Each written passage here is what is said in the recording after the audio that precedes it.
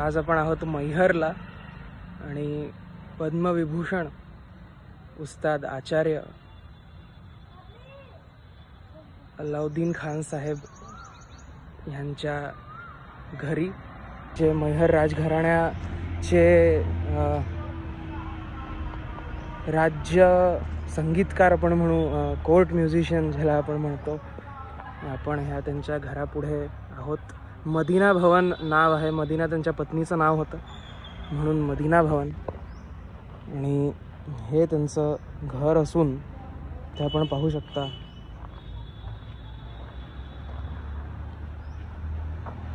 असं दार आहे पुढचं. हे उघडत नाही. हे 11 वाजता उघडतं. तर सकाळचे 8 वाजून 10 मिनटं झाले. आणि हे जे आपल्याला दिसतं आहे, इथे आत गेलं की उस्ताद अल्लाउद्दीन खान साहेब आणि त्यांच्या पत्नी या दोघांची कब्र आहे. त्या दोघांना तिथे दफन केलेलं आहे. आणि ही ती जागा आहे. अगदी देवळापुरती, देवळासारखा सन्मान या जागेला देण्यात येतो. चपला इथे काढल्या जातात आणि नमस्कार करून चढल्या जातं. आणि ही रोड आहे मैहरची. मी तुम्हाला दाखवतो.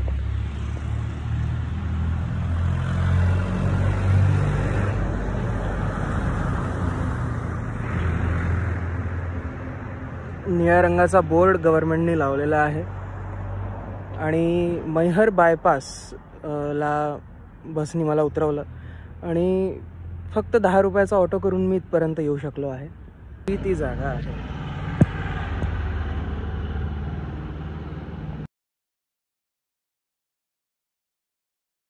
आता 11:25 होत आल्या आहे.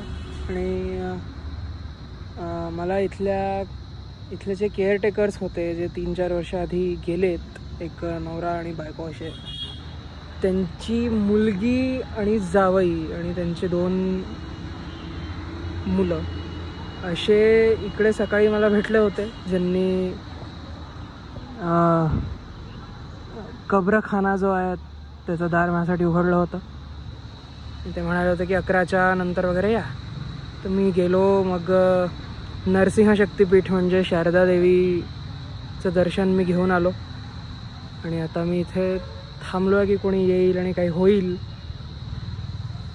या झाडाखाली हे असे बेंचेस आहे. इथे हे झाड, तो गेट, तो कब्रखाना आणि हे घर आणि पूर्ण म्हणजे जमीन मागेपर्यंत छानच मोठा प्लॉट आहे ॲक्च्युली. तर बघू कोणी येतं का. तर प्रॉपर्टीचा राऊंड घेता घेता मी पोहोचलो मदिना भवनच्या मागे, जिथे क्वार्टर्स आहेत आणि ते केअरटेकर्स तिथे राहतात. मी त्यांच्याशी बोललो आणि मग फायनली त्यांनी किल्ली घेतली आणि मला म्हणाले की तुम्ही पुढून या आणि आतून मी दार उघडते. तर घर आतून लॉक लावलं जातं आणि त्या ज्या वहिनी आत्ता आत चालल्या आहे त्या आतून जाऊन दार उघडतील. फक्त माझ्यासाठी, कारण मी एकटाच आहे जो इथे आहे. आय एम शुअर हे रोज उघडतही नसतील आहे, कारण आय डोंट थिंक पाहायला रोज कोणी येतं.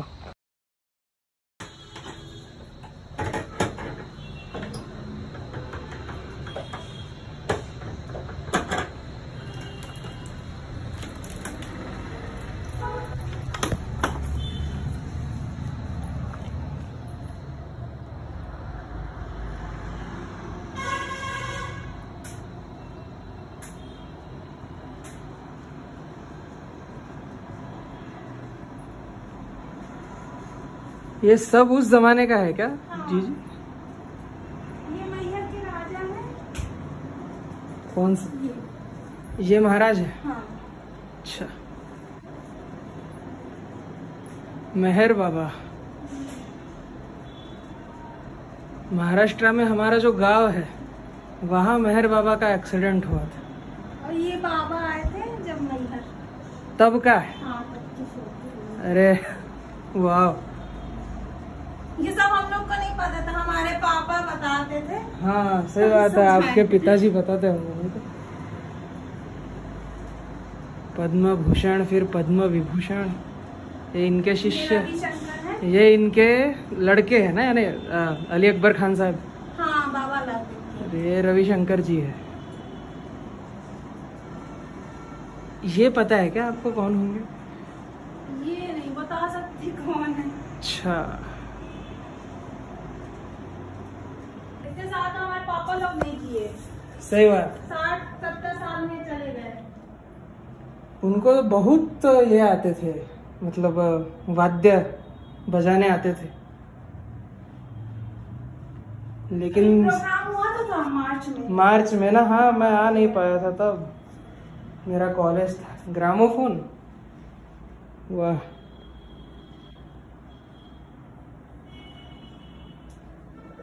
ये क्या रबाब है फोटो में होगा।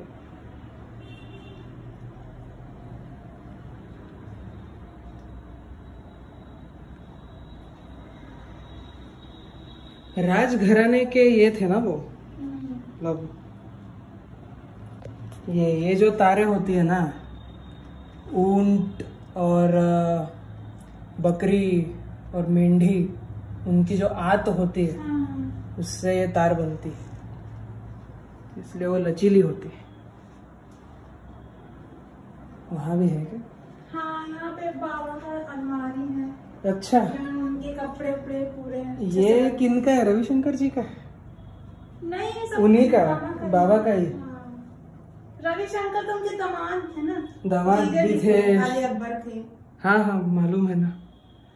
तो वो अन्नपूर्णा देवी जी का नहीं है क्या यहाँ पे? अन्नपूर्णा है तो ये है अन्नपूर्णा जी। हाँ नहीं, उनका कोई वाद्य वगैरह है क्या यहाँ पे? उनका यहाँ कोई नहीं आया।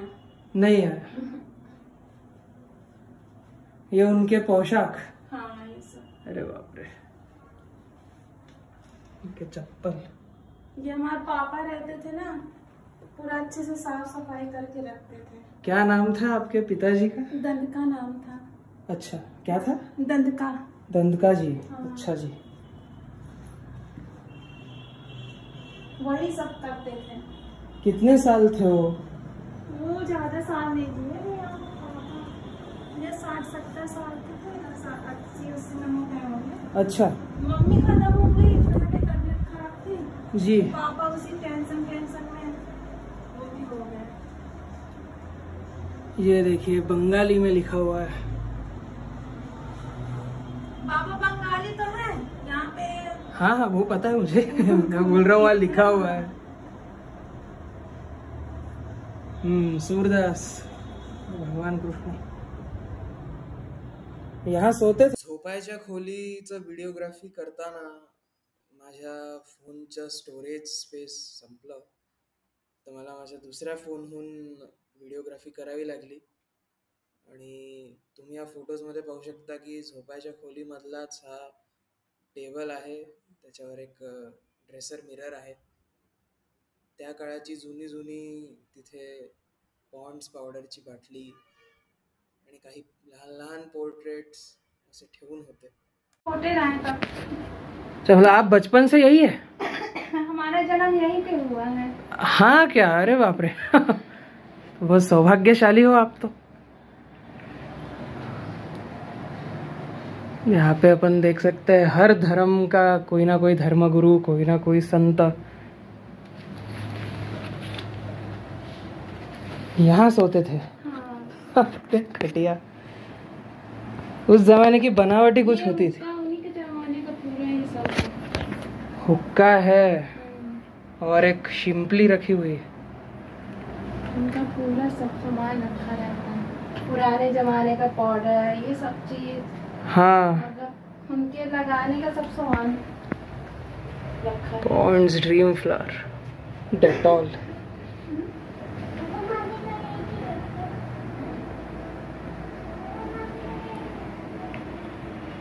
बस फोटो जो हम देखना है वो अंदर ही है। हाँ अंदर ही।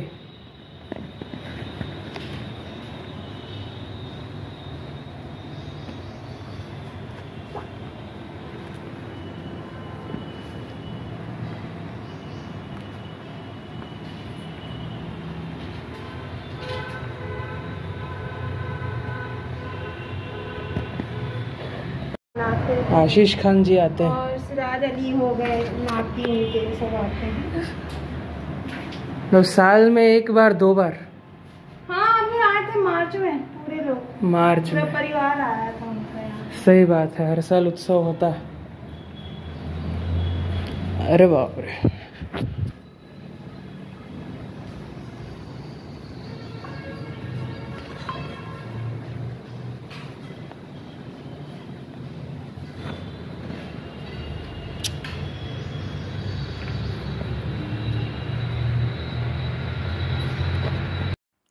हे पेंटिंग इसवी सन 1962 मधलं आहे.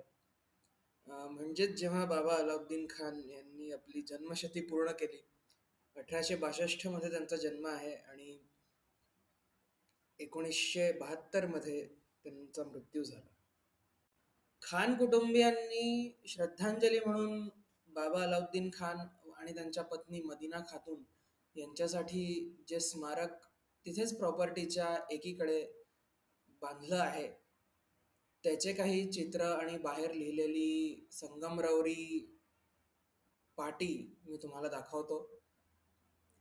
त्या खाण्याच्या आतलं दृश्य दाखवणं मला गरजेचं वाटत नाही. रॅदर मी त्याची सँक्टिटी प्रोटेक्ट करायला मी तसंच त्याला राहू देऊ इच्छितो. बाबा अलाउद्दीन खान साहेब हे स्वतः उत्तम संगीतकार आणि सरोदीय असून त्यांना कित्येक वाद्यांचं ज्ञान होतं आणि ते त्यांनी पुढे सुद्धा वाढवलं. त्यांनी एक खूप मोठा शिष्य परिवार तयार केला, ज्यात त्यांचे पुत्र उस्ताद अली अकबर खान साहेब जे सरोदीय झाले, त्यांच्या पुत्री रोशन आरा ज्या नंतर अन्नपूर्णा देवी या नावाने प्रसिद्ध झाल्या, त्या सूरबहार आणि सतार वाजवत. पंडित रविशंकर उत्तम ख्यातनाम सतारीस झाले. नंतर पंडित पन्नालाल घोष जे बासरी वादक झाले, त्यांचेच बंधू पंडित निखिल घोष जे तबला वादक झाले. शरण राणी बाकलीवाल आणि व्ही जी जोग जे व्हायलिनिस्ट झाले. अलाउद्दीन खान साहेबनी सेनीय घराण्यातून संगीताचं प्रशिक्षण घेतलं होतं आणि नंतर मैहर रियासतीत जेव्हा ते कोर्ट म्युझिशियन बनून आले आणि मैहरला वसले, तेव्हा या घराण्याचं नाव मैहर घराणा किंवा मैहर सेनीय घराणा असं सांगण्यात आलं.